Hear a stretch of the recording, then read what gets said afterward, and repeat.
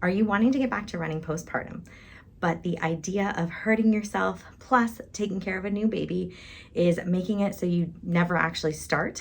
Well, I want you to tune into this video and we're gonna go through 4 essential strength exercises that will ensure that you are strong enough to return to your running program or return to running in general. Maybe you just wanna get started running. After having a baby, our body takes a huge toll, and we want to make sure that you are ready to run so you don't end up making things worse and having to sit on the bench for longer. In this video, we're gonna go through these 4 exercises. I'm gonna have someone demonstrate them. We're gonna talk through the form that you need to be able to do and how many reps you need to be able to do them to pass the strength test so we know that you're strong enough to run. Then I'm gonna give you a bonus tip that shows you exactly a flexibility move that you should be working on and trying to restore after having babies. Once we're growing the baby for 9-10 months, then the baby comes out of our bodies, there is so many changes that happen. We initially will have relaxin and progesterone in our bodies, making it so our joints are a little bit more loose. That is how the pelvis spreads out during the pregnancy in order to help prepare for the birth of the baby to come through the pelvis. But what happens is those hormones aren't just specific to the pelvis itself. They go to the feet, they go to the knees, and we just become a little bit more loosey-goosey. Once you have the baby, your relaxin levels go back to normal within the first 1 to 2 days. But the effects of the relaxin on the joints don't change for a long time. And because our estrogen doesn't bounce back right away, estrogen can take a long time to recover, mainly because when we're breastfeeding, our estrogen is going to be lowered and depleted. And then as baby gets older and starts getting nutrients from other places, our estrogen levels are going to start to increase again. Or once you stop breastfeeding, then your estrogen levels will start to increase again. This will help with your muscle development, and then the joints will become more stable. So even if you breastfeed for 2 years, you still might have some underlying instability, which can predispose you to having aches and pains or hurting yourself while running. So we want to make sure that your body is strong enough to return to running, and that's why these exercises are so important. Not to mention that the uterus tends to, after you've held a baby and the uterus sits on the bladder, it's heavier. And so the organs can descend into the pelvic region with much more ease. And after we have the babies, we want our organs to go back into their places so we don't end up with what's called a pelvic organ prolapse. So join me for these 4 essential exercises plus the bonus exercise, and we're gonna get started right here. The very first strength exercise is a single leg bridge. You need to be able to do 20 on each side of your body in order to ensure that you have the single leg strength to be able to run. Okay, because when we're running, we end up on one leg, and it's the forces that are created by the ground that create a lot of strength requirements, so our joints don't absorb the forces. So here we go. We're going to see if she can do a single leg bridge 20 times. She's going to straighten this leg, and she is going to lift up, pushing her knee away from her body, using her glutes. Great. Come back down, and she's going to repeat 20 times. Go ahead, and that's 2, 3, she's feeling it in her glute, 4, 5, 6. You can see she has great glute activation. Her spine is staying neutral. She can press into the table if she wants to use her lats a little bit more. She can look up at the sky to get a little bit more extension. We want to make sure that she's not tucking her glutes underneath her. After she completes 20 on this side, then she'll stop and she'll switch to the other side. Hard work here. And go ahead and lift. Good, excellent. She's keeping her pelvis neutral. There's a tendency for it to want to shift and this hip to drop, but she's not letting that happen. She's using her glutes and driving up, again, pressing the knee away from her body at a 45-degree angle. And she's feeling it in her glutes. Great. You can go ahead and stop.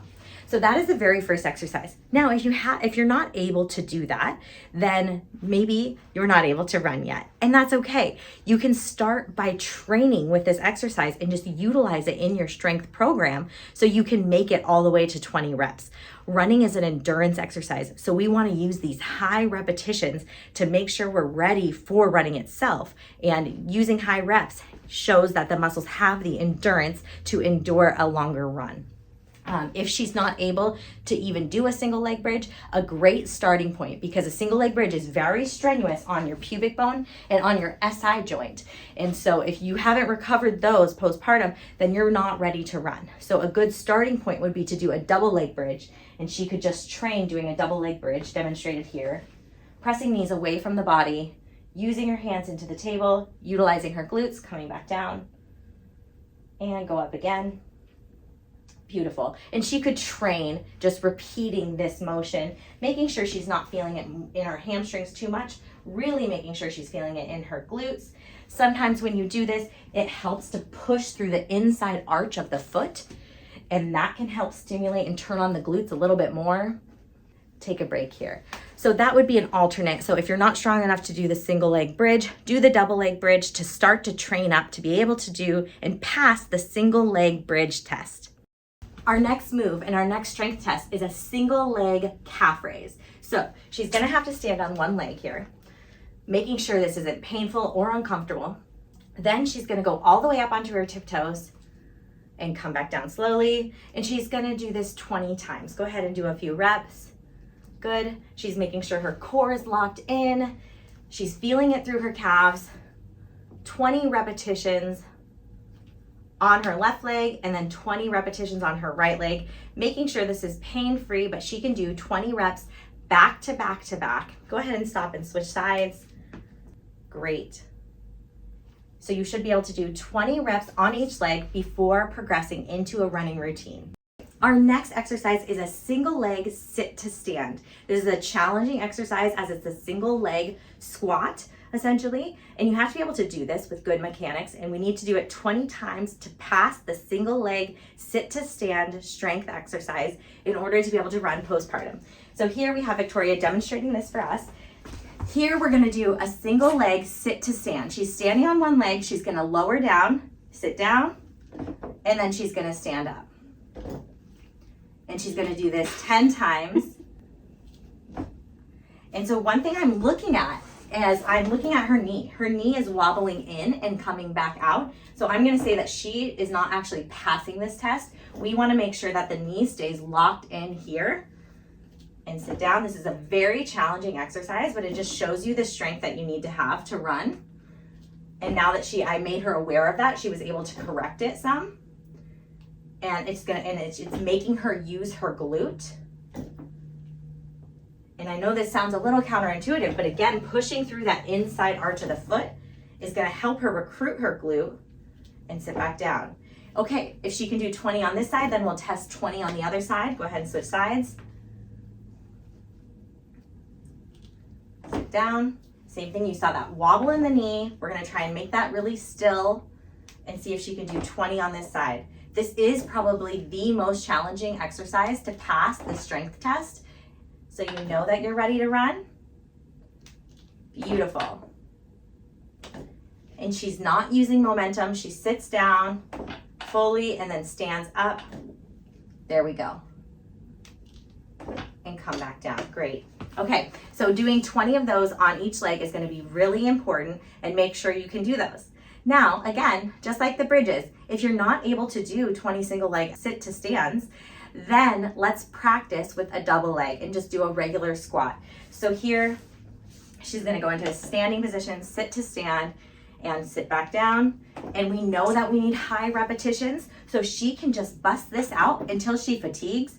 You can utilize this as a strength exercise in order to progress to a single leg sit to stand.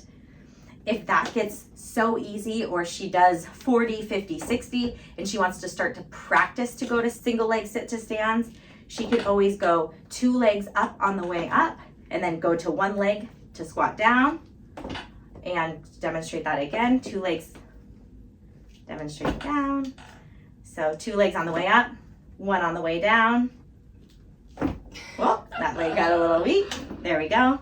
And then she could go 2 on the way down. So she could do stand up with the 1 on the way up, and then both legs down and sit down. Perfect. So you can vary how you start to train that single leg exercise. She could also have a pole that she's holding onto to make it a little bit easier in order to help give her support to start the single leg exercise. Again, this is a hard exercise. A single leg sit to stand is challenging no matter who you are. And so you want to train this and make sure you can pass 20 reps on each side without stopping prior to engaging in running. Okay, this is our single leg side lying hip abduction test. Again, you have to be able to hit 20 each side in order to make sure you're strong enough to run. It is a test of the glute medius muscle. So she's gonna go into, she can keep the bottom legs the bent, and then the top leg is gonna go up and down, making sure the leg's not coming in front of the body. She's gonna bring this leg behind here, lifting up, coming down, up, and coming down. You can do this against a wall if you have a hard time keeping your leg in this plane and you're really trying to hit this side of the muscle. So not the front side. We want to be isolating here. Here we go. And sometimes pointing your toes down is going to be a better situation in order to really isolate that. So she wants to be able to hit 20 on this side, 20 on the other side, and that is going to be passing the strength test in order to know that you can run safely postpartum. Okay, the very last thing we're going to demonstrate is a little bonus mobility exercise. So one of the main things that we lose postpartum is the ability to extend our hip. So we don't use our glutes as well. What that looks like is if I'm here, you'll have a harder time bringing your leg behind your body, but keeping your pelvis neutral. So we want to make sure that you have that motion before you go back into running, because the glutes aren't gonna work for you if you're not getting your leg behind your body. So here's what we're gonna do. This front knee is bent. This back leg is on the table. This could be your couch, your living room couch. And you're just gonna be on the couch, making sure that you can get your leg behind your body with this leg coming in front of your body, and really keeping the hip from rolling this direction. We want to keep it down, facing that direction, facing the couch. Your couch might be lower than this, and so therefore you're going to get a better stretch. If you are going to be down here, then you might not have the hip extension needed in order to come back up here. So you're getting a little lumbar extension and hip extension. But this means that, okay, my hip can go behind my body, just barely, by the way. But we want to have that. If you are feeling the stretch here and you can't get much higher, then you want to start working in that direction too, but still feeling the stretch on the front of the hip. Okay, so in this video, we went through 4 strength exercises that are absolutely essential to be able to run postpartum safely. Now, are you just dying to run and you just want to get out there because you want to start getting your body back, you want to start feeling strong again? Probably. But if you don't want to get injured, you have to be able to hit these strength tests. So the very first one we did was the single leg bridge. Then we went into a single leg sit to stand. Then we went into a single leg calf raise. Then we went into a single leg hip abduction. 20 reps of each of those exercises on each leg will be what you need in order to safely run. Hip extension is going to be a mobility, flexibility exercise that you should start to practice in your postpartum training in order to get back to running. If you fail these tests and you can't get through them or you can't do them, just start working out using these strength exercises until you can get to 20 reps. Then you'll know that, yes, I'm getting stronger and I'm safer to run. All right, I can't wait to hear how far you go, and when you get back to running, drop in the chat, let us know where you are in your postpartum recovery and when you are starting to run.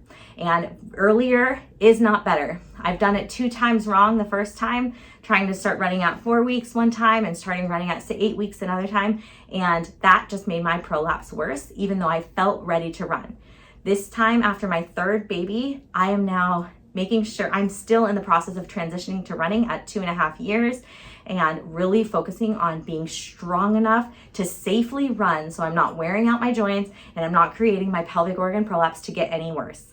I hope you find this helpful. I am so excited to hear how you're doing. Please like and subscribe to this video, and we look forward to connecting with you. Happy running.